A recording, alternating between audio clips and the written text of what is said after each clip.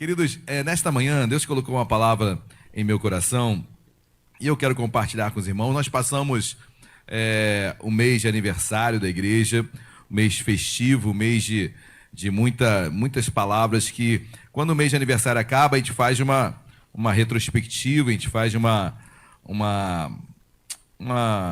retrospectiva mesmo sobre as pregações, sobre as ministrações, o que Deus falou conosco, no entendimento que Deus tem algo específico para esse aniversário. E é sobre isso que eu quero ministrar nesta manhã, diante de todas as ministrações que ocorreram durante todo o mês de outubro, 17 anos que completamos aqui em Vila Isabel, nesse bairro, e hoje com o pastor Ronald encerrando essa festividade, mas esse mês trouxe algo ao meu coração e eu quero compartilhar com os irmãos nessa visão, e eu dei o título da mensagem, Visão de Crescimento.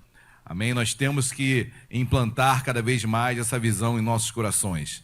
Então eu quero compartilhar, abram as vossas Bíblias, em Atos dos Apóstolos, capítulo número 9, versículo 31.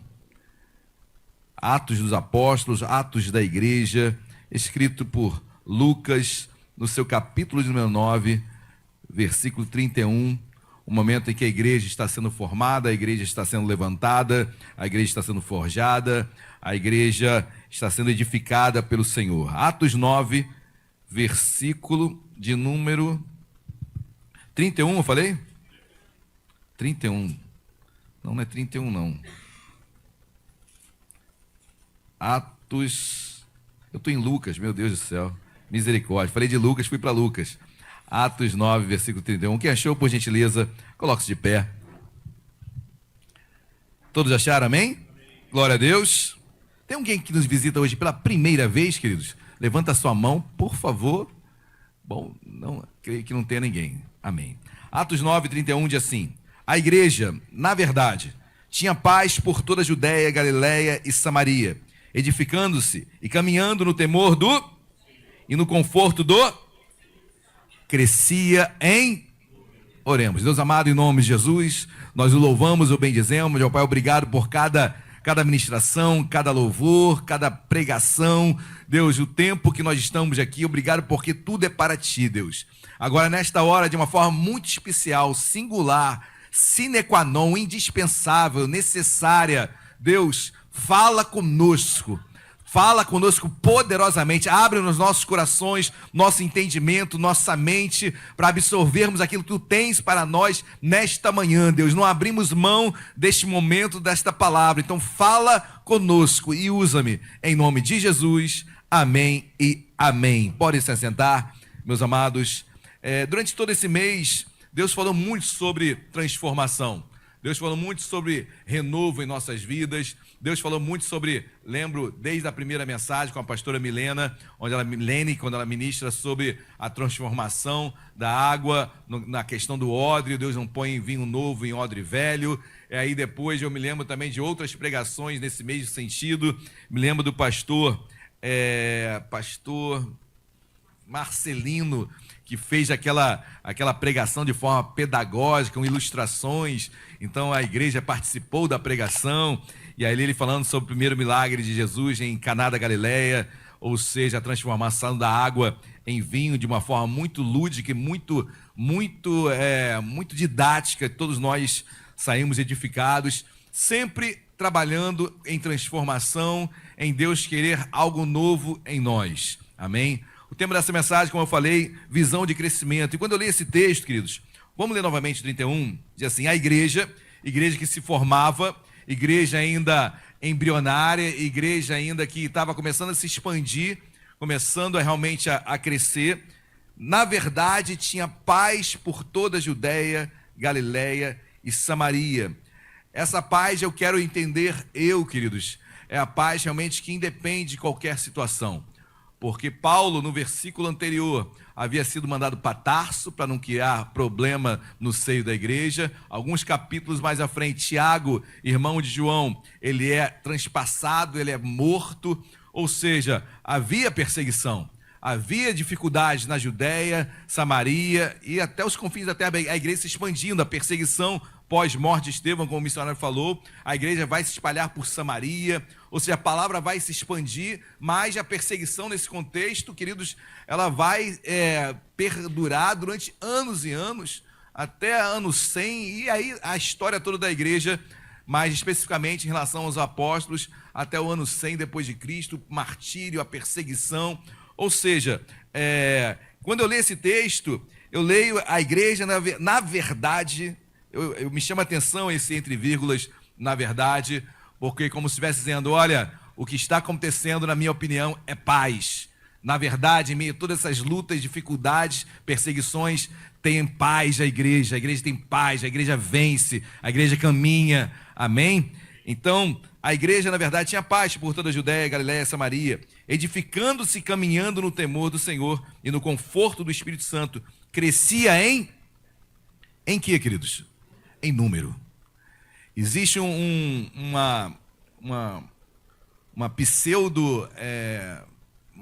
pseudo entendimento, às vezes no seio da igreja, que diz assim, a frase, adágios populares também que não estão, adágios, vamos dizer, adágios litúrgicos da igreja que não estão na Bíblia, né? Não importa se a minha igreja é pequena, o que importa é que ela tem conteúdo.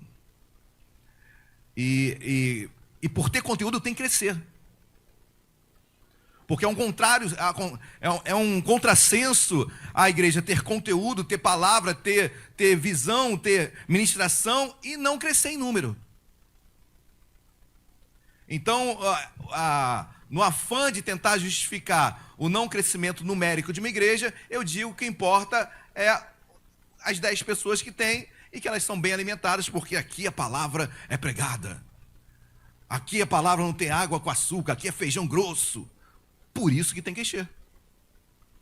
Jesus trazia a palavra rala. A palavra de Jesus era rala. O sermão da bem-aventurança, do capítulo 5 ao 7, é uma ministração fácil de ser vivida? Nem um pouco. E a multidão seguia. Então, a frase de que o que importa é o conteúdo, o que importa é que os poucos que têm, esses são firmes. Não tem base bíblica. Se há conteúdo, se há a palavra de Deus, temos que crescer em número. Amém, igreja? Esse lugar tem que ser pequeno. As poltronas têm que ser poucas.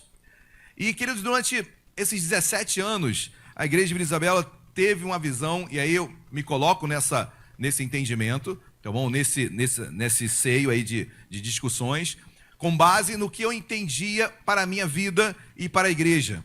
Eu sempre fui, Deus sempre me levantou para instruir pessoas no meu chamado de ensino, seja esse ensino de forma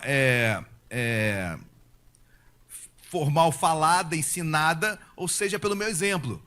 E eu creio muito mais no ensino sendo exemplificado pela tua vida do que apenas a parte de diálogo, de conversas, de ensinos de teoria.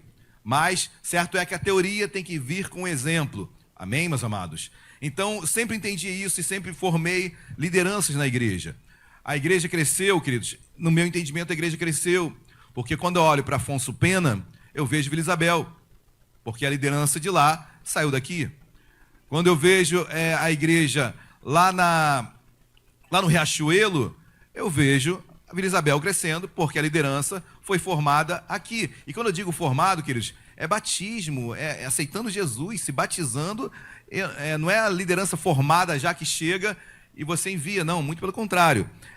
Quando eu vejo freguesia, eu vejo liderança formada aqui. Quando eu vejo Andaraí, Benfica, estão lideranças formadas aqui, pastores que saíram daqui. Essa igreja, em 17 anos, formou 5 pastores e 4 missionários. Então, só aqui tem 2, e deve ter mais, né? Então, queridos, quando eu olho para isso, eu vejo um crescimento. Ok? Glória a Deus. A gente vai mudar. Amém? Nós queremos crescer aqui. Eu já conversei com o bispo, eu quero segurar as pessoas que estão sendo... Hoje foi algo extemporâneo, algo extraordinário que está acontecendo nos macacos. Tivemos que deslocar 2 casais fortíssimos da igreja para estarem lá. algo emergencial. Era da minha vontade? Não, eu quero fazer dessa igreja muito forte, para que as lideranças sejam levantadas e permaneçam aqui, e a igreja venha realmente se expandir até esse lugar se tornar pequeno e que estejamos em outro lugar maior. Amém, igreja? Glória a Deus. Então, confesso que essa é uma mudança de entendimento particular meu. Daí os grupos de vida nascerem. E eu tenho colocado para as lideranças de grupo de vida. Hoje, o ministério mais forte da igreja é grupo de vida. Nós temos 5 grupos de vida. A maioria deles, todos eles, vou dizer assim, com pessoas que não são convertidas.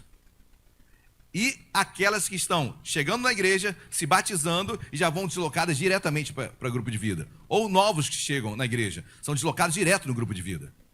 Então nós queremos crescer com grupo de vidas, porque é uma estratégia que, debaixo da direção de Deus, tem dado certo. Amém, meus amados? E nós queremos crescer nesta visão. A igreja realmente se expandindo e esse local sendo pequeno. Então, quando eu leio esse texto, ele não me frustra, porque eu sei o entendimento que nós tínhamos de crescimento. Mas hoje estamos... Pastor, o senhor não vai abrir mais igreja? Vou abrir igreja. O GV da Ilha do Governador, com meu querido casal Ramiro e Érica, Ramiro que está agora em cirurgia, queridos, é um GV praticamente todos novos convertidos, ou melhor, não convertidos e desigrejados. Aquelas pessoas estão sem igreja. Ou seja, essa pessoa que está lá, ela vai ser difícil vir para cá, porque a distância complica, então tem que abrir uma igreja lá. Então, queridos, são momentos, obviamente, igrejas serão abertas, mas nós queremos agora olhar um pouco para dentro de nós. Durante 17 anos, foi muito desgastante levantar líderes e eles irem embora, sempre começando do zero. Então, levantava um líder, ele ia, e você começava do zero aqui. Levantava o líder, e teve uma época que foram 4 de uma vez, né? Foram 4 de uma vez. Então, a igreja de Vila Isabel sempre sofrendo nesse aspecto, ok? Ministerial, de pessoas. Então, nós estamos partindo para esta visão de realmente crescermos para dentro, para que, meus amados, uma igreja, nós temos aqui cerca de 120, 130, assim, membros. Uma igreja com 200, 300, 400, 500, que sejam em nome de Jesus, dão um suporte muito maior para outras. Abriremos muito mais outras igrejas. Por quê, pastor? Porque o dinheiro é um assunto altamente espiritual. E a igreja, ela cresce através do seu dízimo, da sua oferta. Então, por questões óbvias e proporcionais, uma igreja com mais pessoas, dízimos maiores e ofertas maiores, mais avançaremos. Amém, meus amados? Então, nós queremos crescer e crescer com cuidado. Crescer sabendo o nome das pessoas. Crescer estando ao lado das pessoas. É um desafio? É um desafio. Por isso os grupos de vida. Eu já falei para cada líder, vocês são os pastores desses grupos. Vocês precisam ir no hospital onde essas pessoas estão hospitalizadas. Vocês precisam comemorar o aniversário quando eles fizerem aniversário nos seus grupos. Ou seja, são grupos e vocês são pastores. Amém, meus amados?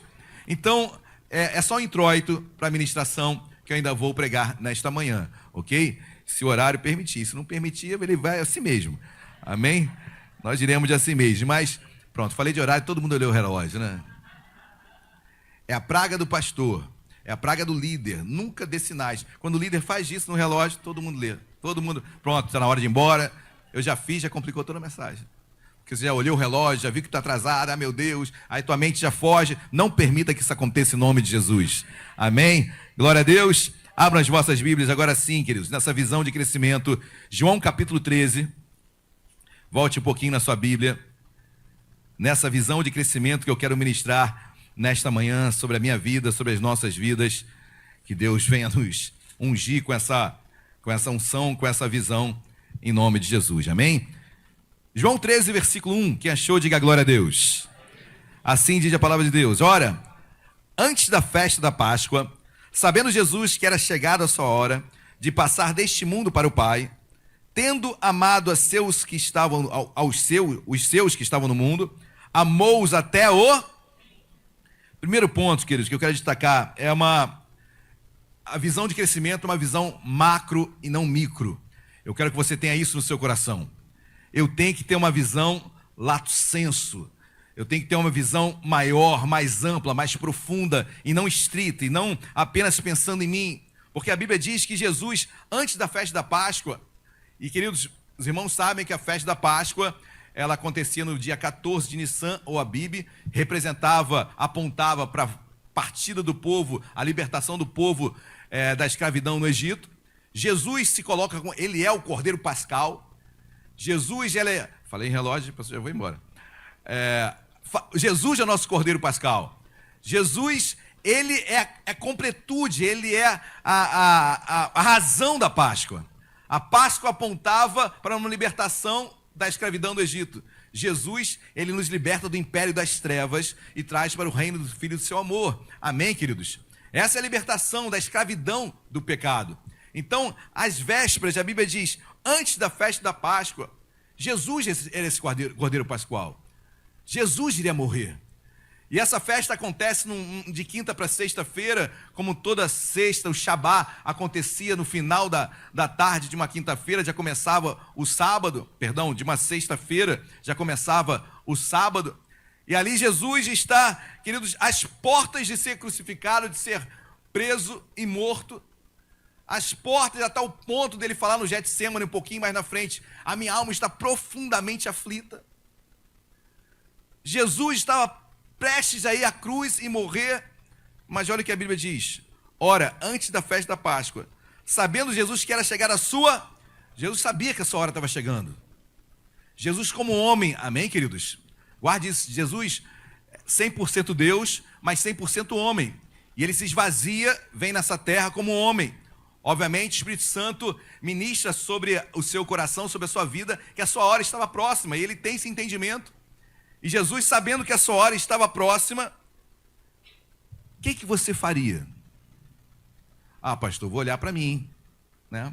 Vou pensar no meu contexto, vou morrer dentro de algumas horas, deixa eu me reunir com meus principais, deixa eu cuidar da minha vida, deixa eu falar com a minha mãe, com o meu pai. Nesse caso, o pai de Jesus já estava morto, mas vou falar com a minha mãe, Maria. Vou rever alguns amigos meus.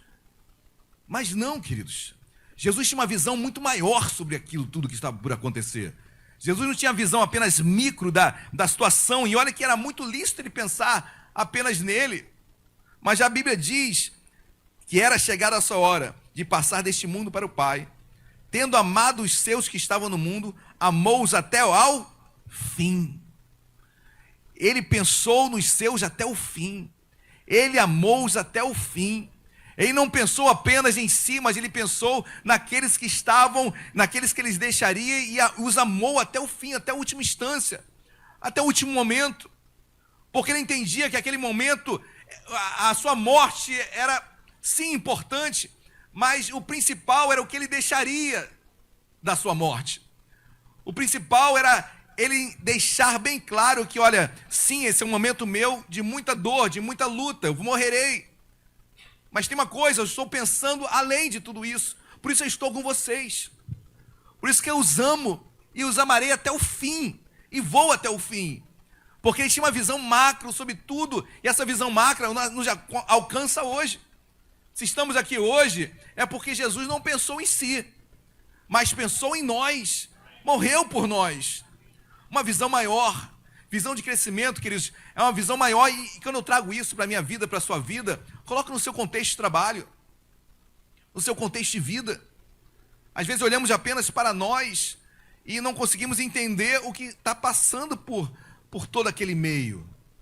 Eu não consigo, às vezes, me distanciar para ter uma visão maior sobre aquilo. Será que eu estou agindo certo? Será que eu pensando apenas em resolver isso, eu vou atingir um todo?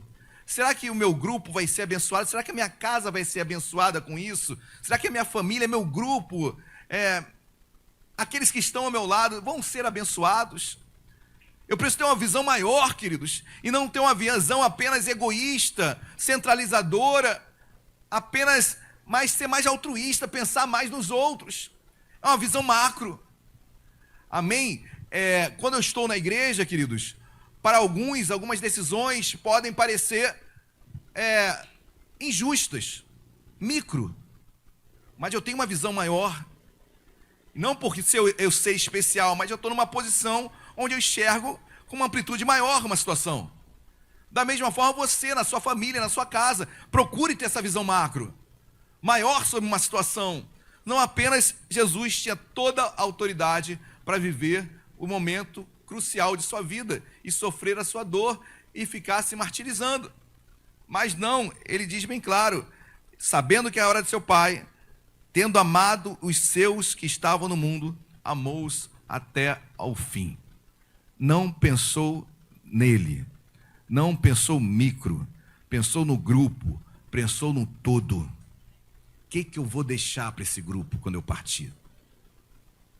O que eu posso deixar como exemplo com a minha morte? O que eu tenho? Vou fugir? Vou aparecer só? Vou deixá-los de ter o meu momento? Ou vou viver com eles tudo isso? Vou deixar um legado, um ensinamento maior sobre tudo. Não apenas da morte, mas de amá-los até o fim, de estar até o último momento junto com eles. Amém, meus amados? Então, visão de crescimento é olhar para o todo, é não olhar apenas para um defeito, uma coisa que você acha que não está indo muito bem, e não procurar saber o porquê. Eu gosto muito quando as pessoas me procuram. Muitas pessoas me procuram e eu amo isso. Porque eu não sou de me defender, queridos. Eu não preciso me defender. Eu estou falando de mim, mas não é exclusivamente de mim. Eu quero que você entenda de você também. Você não precisa prestar contas para ninguém, apenas para Deus e para quem esteja acima de você. Você não precisa se defender. Amém? Porque só se defende quem for argumentado. Se me argumentarem, eu me defendo. Agora, me defender por me defender não tem sentido. Isso na sua vida também, queridos. Amém? Seja argumentado, seja demandado, defenda-se. Talvez essa pessoa vai ouvir algo que ela só estava enxergando micro, mas no macro ela vai entender melhor. Realmente, olhando por esse espectro, olhando por esse lado, realmente não tinha imaginado isso. É uma visão maior. Quem está entendendo, diga glória a Deus. Pensar no grupo, queridos, é pensar no todo. É não apenas, sabe que a tua decisão influencia os demais. Você está sendo sondado, você está sendo vigiado, você está sendo filmado. Nada fica oculto aos olhos de Deus. Então o que você faz vai influenciar até o grupo. Jesus amou-os até o fim. Não se auto-amou. E olha que era muito lícito diante da situação que ele estava por viver. Mas não, ele amou-os até o fim, foi até a última instância. Parou Pedro quando corta a orelha de Malco.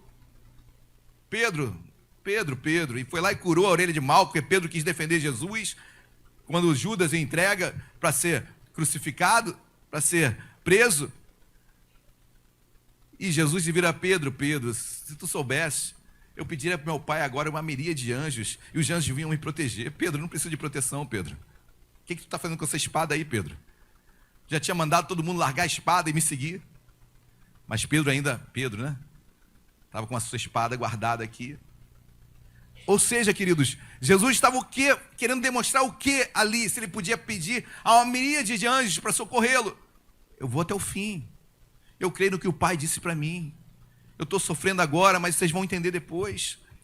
Amém, meus amados? Glória a Deus.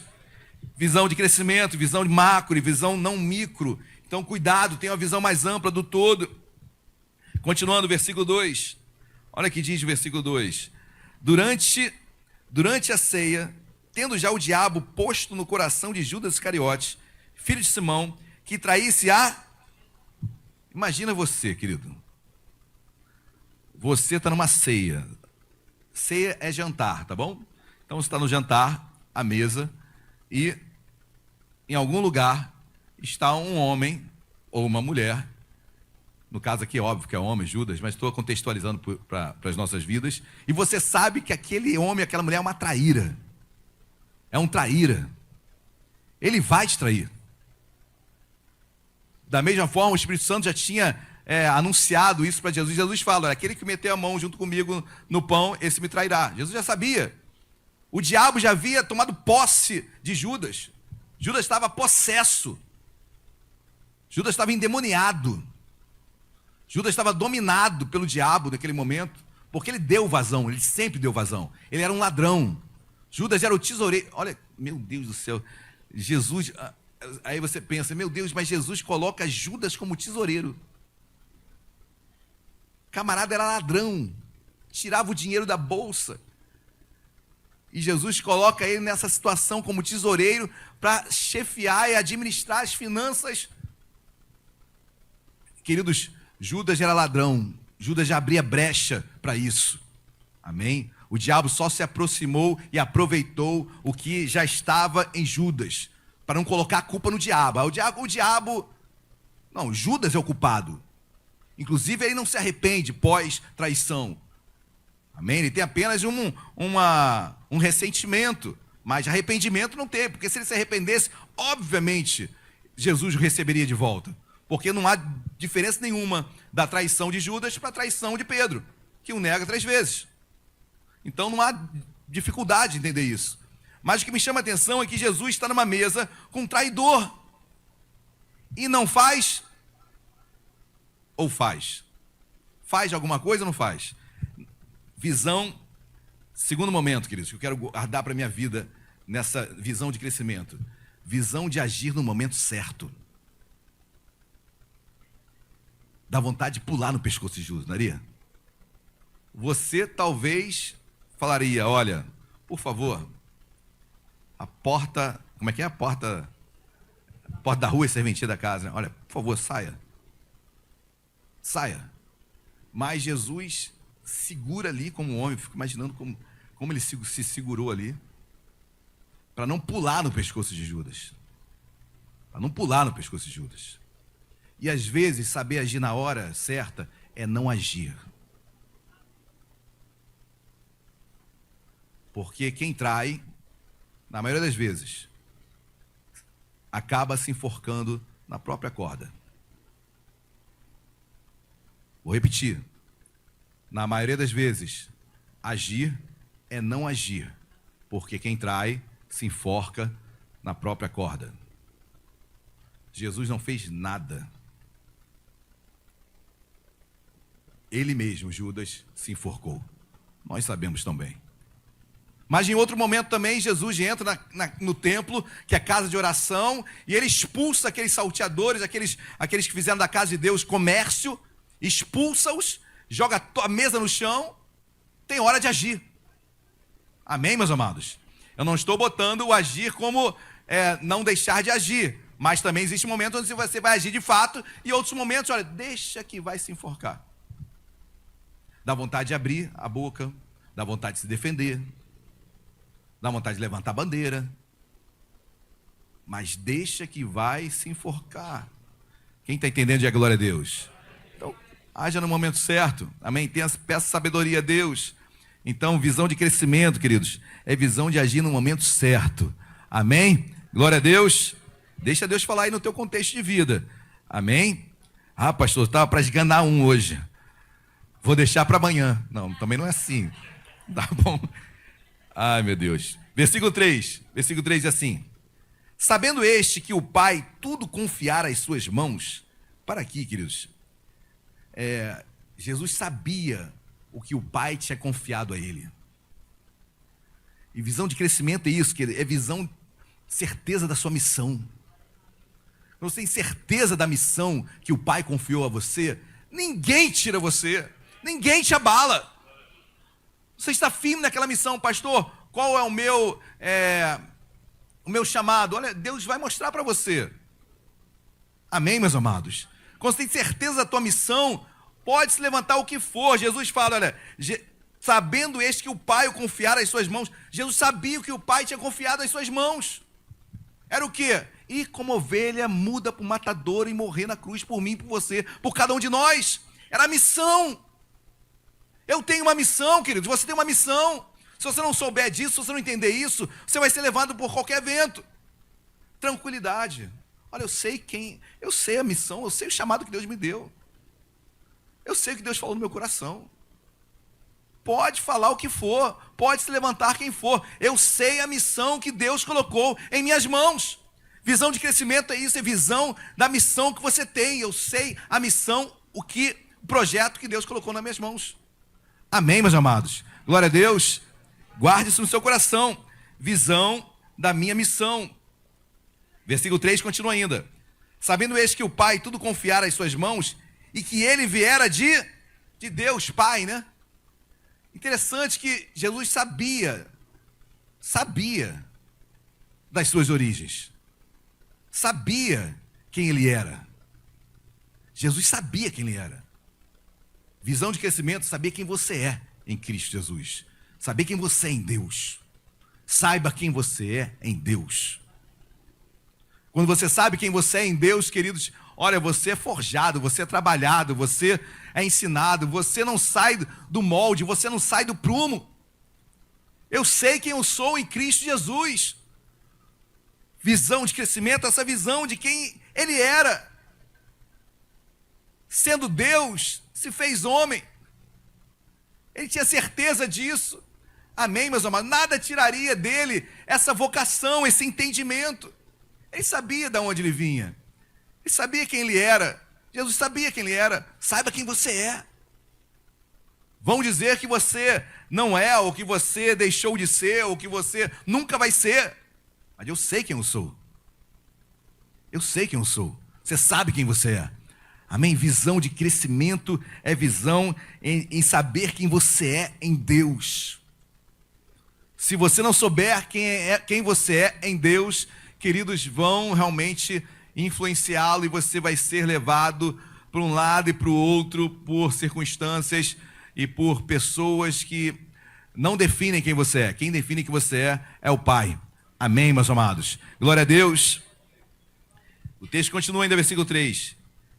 Eu vou ler todo o 3 novamente. Sabendo este que o Pai tudo confiara às suas mãos e que ele viera de Deus e voltava para...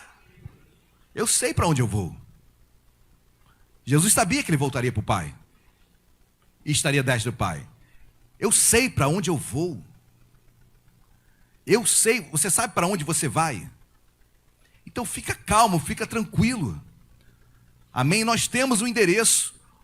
Eu sei para onde eu vou, eu sei quem eu sou, eu sei para onde eu vou, eu sei para que estou nesta terra. Se eu tenho ciência de tudo isso, queridos, segurança de Jesus, visão de vou crescer. Vou para a Páscoa confiante. Vou para o meu martírio confiante. Vou amá-los até o fim, vou. Tem um traidor, sim, é mais de um coadjuvante na história. Mas a minha missão não muda. Jesus reto em sua missão, que o Pai confiara a ele. Deus te deu uma missão, queridos. Não largue em nome de Jesus. Intempéries da vida podem acontecer, podem se levantar. Não largue. Deus te colocou num chamado, numa família. Não largue. Deus te deu esse casamento, não largue esse homem, não largue essa mulher. Deus te colocou no teu trabalho, queridos. Pode ser o chefe que for. Se Deus te colocou ali, se mantenha firme. Se ele quiser te tirar, o problema é dele. E teu depois, né? Mas aí Deus vai abrir uma outra porta para você. Mas não mude o teu proceder. Não mude a tua forma de agir. Amém, queridos? Glória a Deus. No meu ministério, olha, Deus me colocou nesse ministério. Deus me colocou nesse chamado. Queridos, quando eu falei com o Luiz, para ele ser levantado como diácono, ele, pastor, não sei. Agora o diácono está indo liderar uma igreja. Eu nem entendi o porquê dele estar sendo levantado diácono. No sentido de expectativas futuras. Não sabia. Ele estava sendo levantado diácono, no meu entendimento, para trabalhar aqui. Olha como Deus já vai mexendo as peças, já pensando em algo que eu nunca imaginei. Nunca imaginei, entre aspas, tá bom? Porque eu estou vendo o contexto da igreja. Eu não sou um líder que delego e não fico acompanhando. Porque quem delega, acompanha. Quem delega é chato. Quem delega, fiscaliza. Quem delega, controla. Se a tua liderança é boazinha, ela não é líder. Se a tua liderança não te cobra, ele é tudo, menos líder. Líder. Se ele é bonzinho com todo mundo, ele é um péssimo líder. Porque, obviamente, ele vai cobrá-lo naquilo que ele acha, que ele entende que é o melhor. E eu entendo isso, que estou nesta missão, que a missão é de Deus, e não do meu líder, mas se eu entendo que a missão é de Deus, eu vou em frente. Amém, meus amados? Glória a Deus. Jesus tinha ciência da sua missão que o Pai deu, ele sabia quem ele era diante do Pai, e sabia para onde ele voltaria. Quem tem todas essas certezas, alguém pode trazer incertezas? Se eu tenho essa certeza, quem vai colocar dúvida no meu coração? Está amarrado em nome de Jesus. Deus vai me honrar onde eu estou, na minha casa, na minha família, no meu trabalho. Amém? Sem soberba. Não deixe entrar soberba no teu coração. Porque esse aqui que sabia quem ele era, é o mesmo que vai lavar os pés agora dos discípulos. E no reino de Deus, o maior não é o que é servido, e é o que serve. Por isso que eu falo muito para os casais, né? O homem é o cabeça da casa, cabeça da mulher. Só que no reino de Deus, maior é o que serve e não o que é servido. Então, se você é o cabeça, você tem que servir a tua esposa. Servir na louça. Meu Deus, misericórdia. Oh, meu Deus. Meu Deus. Eu vou parar por aqui. Ô glória. Daqui a pouco eu vou dar o microfone para a Luciana. Amém, queridos. Mas servir em todos os sentidos, amém? Então, ser cabeça é servir a esposa.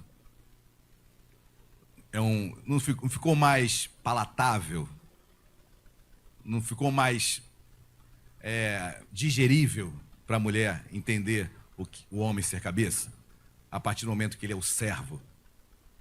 Porque no reino do mundo, o maior é o chefe.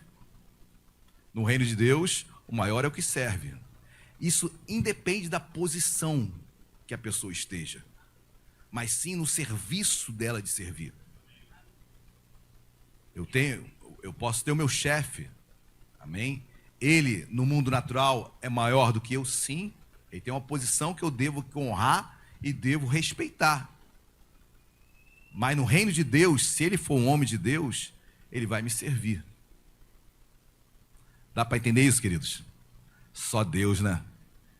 Só Deus para fazer um tipo de hierarquia assim, onde o maior é o que serve, numa cultura escrava de Roma e tantos outros lugares. Aí Paulo vai falar, né? Não há grego, não há homem na mulher, não há escravo, não há liberto. Todos nós somos um em Cristo Jesus. Paulo era totalmente contrário à escravidão. E às vezes eu escuto absurdos de ditos teólogos que a Bíblia era isso e aquilo. Paulo é totalmente contrário à escravidão. Olha o que ele faz com Filemão. Mas isso é outra pregação, queridos. Outra pregação. Mas o que me chama a atenção, olha o versículo 4 agora. Pula o versículo 4. Levantando-se da ceia.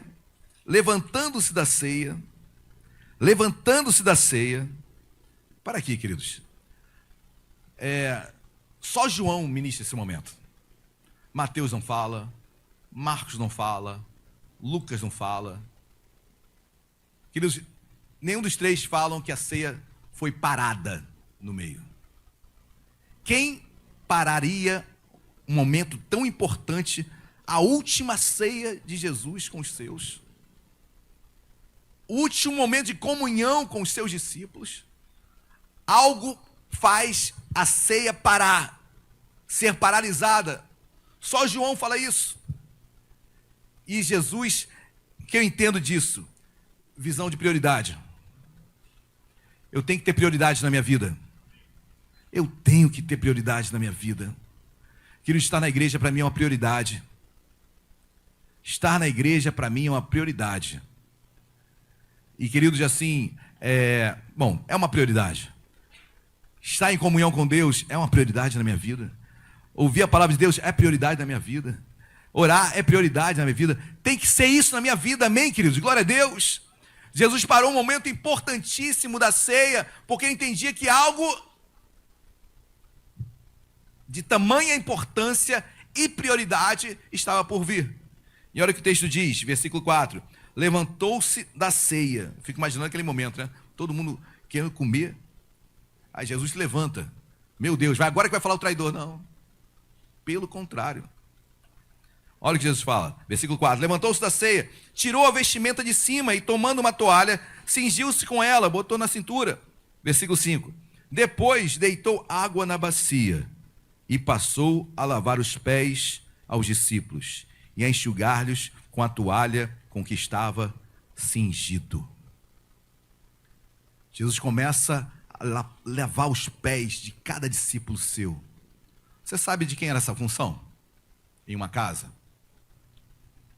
Se o anfitrião tivesse posses, ele teria um escravo para fazer isso. Jesus se coloca como escravo, posição de escravo, para servir aos seus discípulos. Se o anfitrião não tivesse condições financeiras, ele seria o próprio a fazer. Jesus se coloca como servo, se humilha. Para ele não havia humilhação nenhuma quanto àquele momento. Mas era exemplo de servidão, de ser maior. Eu sou maior que vocês porque eu sirvo. Eu estou pensando em vocês. Lembra-se, está chegando a Páscoa, ele vai morrer, mas ele pensa nos outros. Como assim, pastor? Ele pensa no legado que ele deixaria. Porque Pedro daqui a pouco seria morto, crucificado de cabeça para baixo. João ia ser exilado numa ilha de Pátmos, preso. Tiago iria ser morto com uma espada. O próprio Paulo seria decapitado. Ou seja, Jesus sabia que aquele testemunho dele de permanecer até o fim tinha que ser exemplificado por ele. O maior ensinamento está nos seus atos, no seu testemunho, na sua vida, no seu exemplo. Amém, meus amados? Glória a Deus. Pula para o versículo de número 13. Já estou quase encerrando. E a última visão de crescimento é visão de servo, queridos. É visão de servo. É visão de servo, de servir. Quer crescer? Quer ver a tua igreja crescer? Sirva. Pastor, não há outro método? Não existe outro método. Sirva. Ah, pastor, mas eu estou numa posição. Sirva. Ah, mas eu não posso fazer aquilo. Sirva. Olha o que o texto diz, versículo 13. Vós me chamais o mestre e o Senhor. E dizeis, bem, porque eu sou. 14. Ora, se eu sendo o Senhor e o mestre, vos lavei os pés, também vós deveis lavar os pés uns dois, porque eu vos dei exemplo, para que como eu vos fiz, façais vós também. Eu sou mestre, sou. Eu sou Senhor, sou. Por isso eu sirvo. E não por ser isso, não posso fazer isso, aquilo. Não, olha quem sou. Olha a minha posição. Bom, pela sua posição, você deve dar o exemplo de servo. O exemplo fica, queridos. O exemplo fica. Infelizmente, posso dizer assim, todo domingo nós temos a ceia, né? Pergunta que fica, né? Para a gente meditar, por que não também lavar os pés? Se o lavar dos pés, nesse momento, paralisou, inclusive, a própria ceia. É algo para nós pensarmos. Ou talvez não deixarmos de falar sempre na ceia do lavar dos pés. Sempre que falar da ceia, fale do lavar dos pés. Porque Jesus para a ceia para dar o exemplo de servo, lavando os pés como um escravo. Olha, vocês agora são meus senhores. Porque eu estou servindo a vocês. Estando na posição de mestre, de doutor, de pastor, de missionário, de diácono, seja o que for.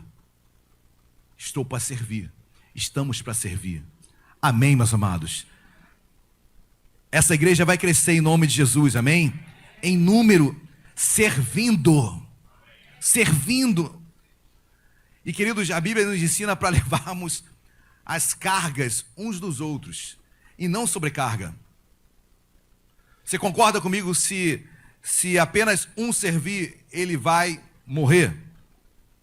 É o que na maioria das vezes acontece, queridos. Na maioria das vezes, uma igreja para de crescer porque as pessoas estão sobrecarregadas. Mas não deveria ser assim. Se eu entendo que o serviço é de todos nós, e se um serve ao outro, o que acontece? Se eu sirvo o outro e o outro serve, todos são servidos. Por isso que a Bíblia fala para você amar o teu próximo. Porque se você amar o próximo, outro amar o próximo, todos serão amados. Amém, meus amados? Glória a Deus. Então que tenhamos essa visão de crescimento. E essa visão de crescimento vem baseado nessas posturas que eu falei. Visão macro, tem a visão do todo. Visão de agir no momento certo. Visão da sua missão, visão de quem você é, visão de que vale a pena. Jesus ia voltar para o Pai, vale a pena. Vale a pena servir a Deus, queridos, amém? Glória a Deus, vale a pena. Vale a pena. Na eternidade estaremos juntos eternamente com o Senhor, vale a pena. Amém? Visão de prioridade, visão de servo. Eu fecho, querido, a administração desta manhã com essa visão de servidão. Essa visão de que o maior é o que serve e não o que é servido. Todos nós gostamos de ser servidos. Gostamos ou não gostamos? É porque alguém serviu a você. Então sirva também. E todos serão servidos. Amém, meus amados?